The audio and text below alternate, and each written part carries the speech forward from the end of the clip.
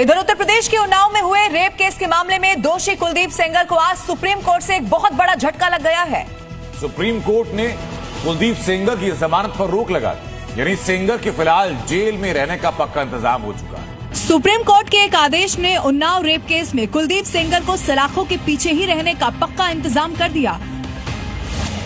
Supreme court ने आज कुलदीप सेंगर की उस जमानत पर रोक लगा दी जो उसे दिल्ली हाई कोर्ट ने दी थी। इसका मतलब ये हुआ कि अगर सेंगर को किसी और केस में भी जमानत मिल जाती तो भी वो जेल से नहीं निकल पाएगा।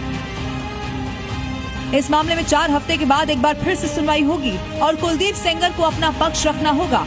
कुलदीप सेंगर के लिए एक बड़ा झटका है और सुप्रीम कोर्ट ने ये अपने आदेश में कहा है कि हम कुलदीप सेंगर को नोटिस जारी कर रहे हैं, 4 हफ्ते में वो जवाब देगा। कोर्ट ने कहा कि अमूनन जब जमानत मिलती है, कोई आदमी जेल से बाहर आता है तो हम बिना उसका पक्ष सुने हुए उस आदेश पर रोक नहीं लगाते। लेकिन यहाँ मामला दूसरा है। कुलदीप सेंगर को न केवल इस मामले में सजा मिली हुई थी बल्कि एक दूसरे मामले में जो कि पीड़िता की पिता की मौत का मामला है कस्टडी में, उसमें वो जेल की सजा काट रहा है। तो ऐसी स्थिति में हम हाईकोर्ट के आदेश पर रोक लगा रहे हैं। इसका मतलब ये कि उन्नाव रेप केस में जो हाईकोर्ट से जमानत मिली थी कुलदीप सेंगर को, उसको पर सुप्रीम कोर्ट ने रोक लगा दी है। वो इस केस में जेल से बाहर नहीं आएगा। एक तरफ सुप्रीम कोर्ट में इस गंभीर मुद्दे पर सुनवाई चल रही थी तो दूसरी तरफ दिसंबर के महीने में दिल्ली की सड़क पर जोरदार प्रदर्शन देखने को मिला। प्रदर्शन पीड़ित पक्ष की ओर से भी हुआ और प्रदर्शन महिला कांग्रेस ने भी किया। कोर्ट के आज के फैसले को पीड़ित पक्ष ने अपनी जीत बताया। आज सुप्रीम कोर्ट को मैं धन्यवाद देना चाहूंगा, पीड़िता धन्यवाद देना चाहती है।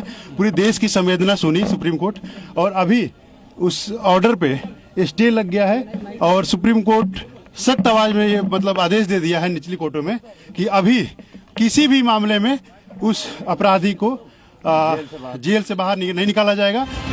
हालांकि ये लड़ाई अभी लंबी चलेगी और इसके लिए जंग लगातार जारी है।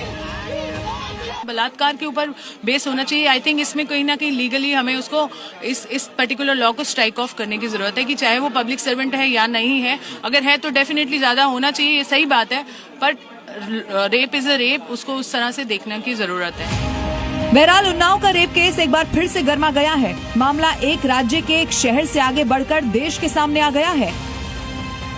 अब देखने वाली बात ये होगी कि कोर्ट के आज के आदेश के बाद सेंगर की ओर से क्या जवाब सामने आता है।